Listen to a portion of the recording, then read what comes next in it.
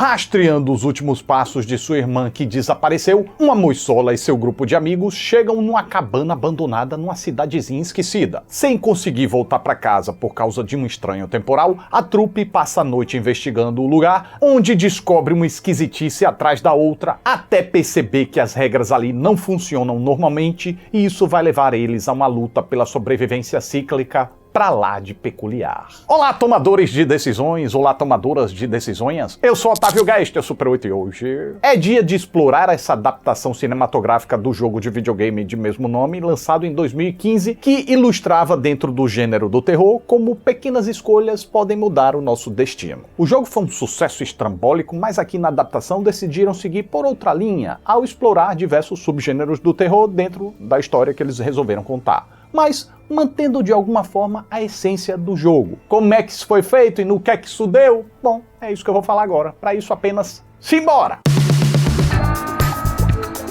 Quando o irmão da minha mãe fica triste, vira um tio down? E se fosse uma condição genética até amanhecer? Se apertar no teclado tio e down, desbloqueia algum personagem novo? Tudo isso e muito mais. Agora.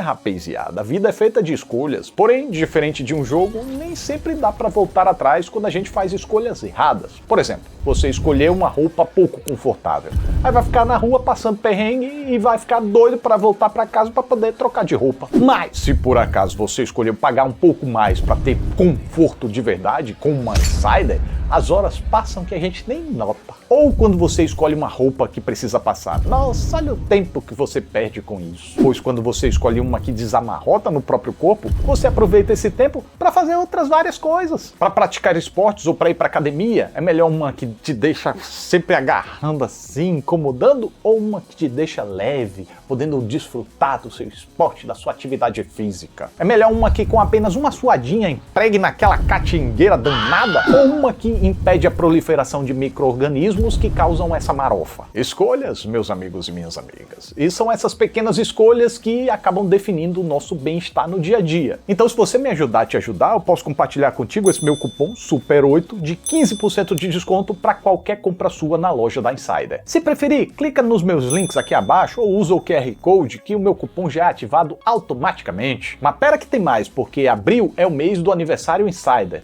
Todos os dias desse mês tem uma promoção diferente lá no site. E juntando os descontos, seu abatimento pode acabar saindo em até 30%. E é por isso que eu não canso de repetir que tecnologia, variedade, conforto, performance e no seu estilo é com ela, a Insider.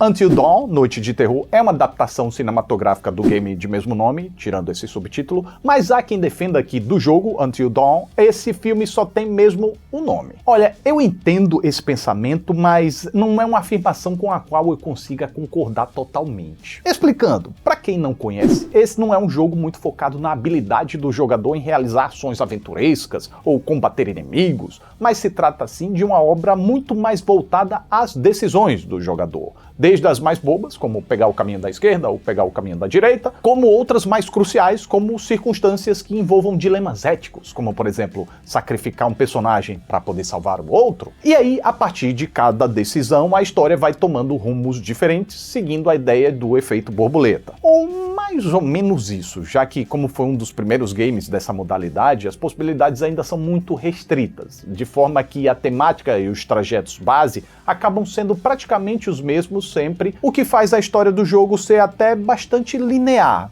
Pelo menos cada jogada vai ter uma história linear própria. Aí, se você rejogar, você vai seguir por uma outra vertente. Já este filme, não sendo aqueles filmes interativos que estão mais para jogo do que para filme, e, portanto, estando impossibilitado de incorporar o espectador no desenrolar da história, até incorpora alguns elementos icônicos que servem de referência ao jogo, mas conta com uma trama nova, diferentes personagens, adotando uma estrutura não tão linear assim, mas meio circular, inspirada naquele conceito de Dia da Marmota, de looping temporal, sabe como é? E tendo um paradigma tão diferente do jogo, não parece se tratar de uma adaptação justa, daquelas que o fã gostaria de ver. Na verdade, alguns podem até achar que nem se trata de uma adaptação. Mas se a gente der uma olhadinha mais generosa na essência das duas obras, eu acredito que dá para encontrar uma relação pelo fato delas usarem suas modalidades artísticas, uma game, a outra cinema, para tentar chegar no mesmo denominador comum, sem esquecer também dos elementos que se comunicam. Eu joguei Until Dawn no PlayStation e gostei tanto que depois de zerar eu fiz questão de tentar fazer o máximo de finais possíveis. Eu acredito que eu fiz todos, porque eu platinei, então eu consegui salvar todos os 8 personagens, salvei apenas alguns e até deixei todos morrerem. E a graça do jogo tá no fato do rumo da bagaça tá nas nossas mãos. Já a história em si, fosse para qual caminho fosse, mesmo contando com uma curiosa misturinha de temáticas,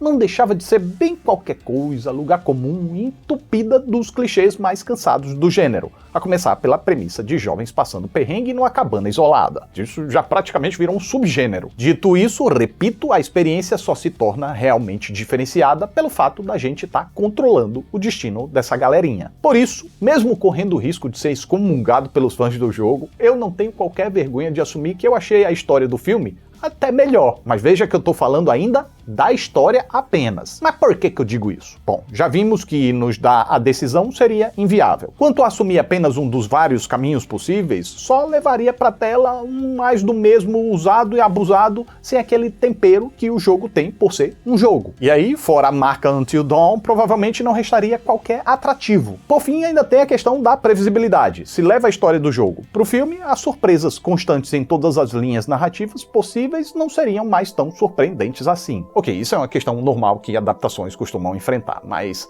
é um terceiro fator que se soma aos outros dois anteriores. Então, pra mim, a ideia que tiveram para trazer a franquia Until Dawn pras telonas foi muito bem sacada por contornar todos esses poréns. A história da vez contém uma certa embananada que faz ela seguir em frente sempre recomeçando, o que confere a ela um caráter mais próprio, estrutura que inclusive remete a jogos de videogame ao colocar os personagens e os jogadores em tentativas e erros constantes. Fora que por se tratar de um conceito diferente, carregando uma trama diferente do jogo de origem, isso ainda nos permite um maior número de surpresas. Nada fora do comum também, mas pelo menos a pedra não fica tão cantada assim. E te falar um negocinho, confesso que quando o looping começou a acontecer, eu receei que isso tirasse o risco e a ameaça do perrengue enfrentado pelos amigos lá. Felizmente, os realizadores perceberam isso e deram um jeito de reverter, matando 2 cajadadas com um coelho só. Primeiramente, já que os personagens receberam um bônus do sistema em torno deles, né, das regras daquele universozinho ali restrito, isso permitiu que os perigos fossem muito mais roubados, assim, exagerados mesmo, e a peleja deles se tornasse extremamente dificultosa e com ares até de sobrevivência impossível. E segundamente, além da galerinha trazer marcas e enfraquecimento das tentativas anteriores, o número de tentativas não é infinito, como geralmente acontece em filmes de looping temporal,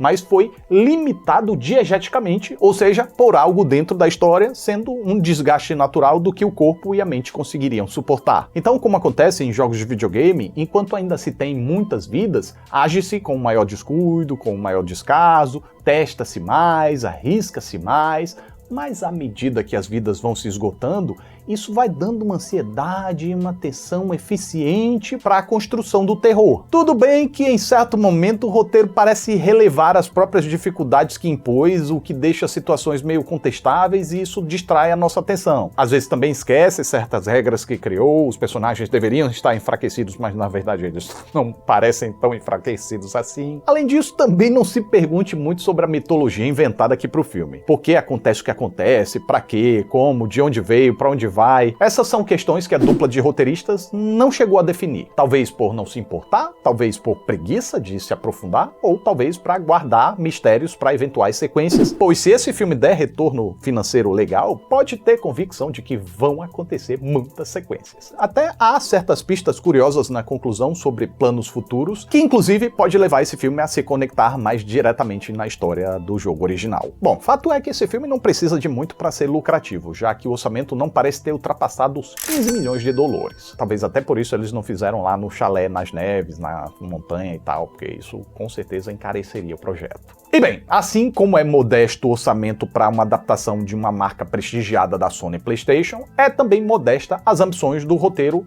de uma forma geral. Sendo assim, não é um filme que almeja fazer grandes reflexões, não procura abordar grandes temas e sequer se interessa por quem seriam seus personagens. E nem tô falando de fazer significantes estudos de personalidade não, tá? Falo mais de desenvolvimentos para fazer a gente se aproximar mais deles mesmo. Tanto que, quando inicia algum drama pessoal ou algum tema tema mais relevante, como saúde mental, por exemplo, o filme faz isso de passagem, só para servir de assunto entre os personagens aqui ou ali e servir de instrumento para virar a página. Por consequência, se o roteiro não exige tanto, também não é um filme pra gente encontrar grandes performances. Também não achei nada constrangedor não, me pareceu tudo dentro da linha desse terror de sobrevivência de entretenimento. Dentro da proposta, me pareceu que os personagens compuseram um grupo uniforme e coeso. Pelo menos, embora o roteiro posicione todos eles como peões sem personalidade e aparentemente sem objetivos próprios, além de orbitar o que a protagonista quer. E quando ela quer, eu consigo elogiar eles quanto ao senso de sobrevivência, já que eles desenvolvem uma maior autonomia nesse setor. E talvez até por conta disso eles não me passaram aquela vibe de coadjuvantes que estão lá só para fazer volume e sucumbir mais cedo ou mais tarde. Na